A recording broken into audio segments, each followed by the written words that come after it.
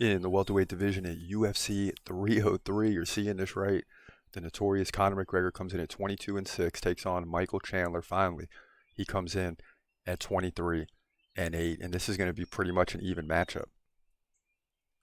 Both guys, high activity, 5 significant strikes per minute, or right about there. McGregor's not trying to land takedowns. He lands like one every 4 or 5 rounds.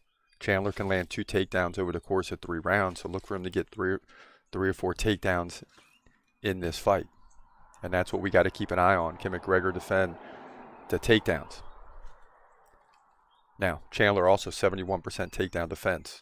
So it's going to come down to whether McGregor can defend those takedowns. We haven't seen McGregor in the octagon since 2021 when he lost back-to-back fights by KO or TKO, however you want to look at it, to Dustin the Diamond Poirier, which now doesn't look that bad because the Diamond is doing his thing.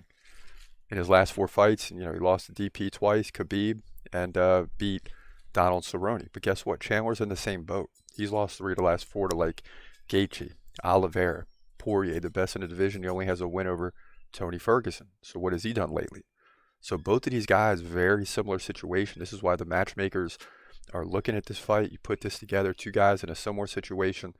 What does it do for McGregor? Not really anything. Doesn't do much for Chandler other than build up the resume, potentially get him back in the win column. But you're looking at an absolute battle here at UFC 303. And this is one that people have been waiting a long time since The Ultimate Fighter to see. We want to see McGregor get back to action. And if he gets a win here, big if, we want to see him back in action as soon as possible, not waiting 8-10 months like we had to do after the Cerrone fight. It was almost a year. This is a tough prediction, but I'm leaning towards Conor McGregor because of the X factor. You never know what's going to happen with this guy. He's very capable of going in there and getting a victory here. Chandler is tough. He's a worthy opponent with big-time KO power, and both guys got to be careful.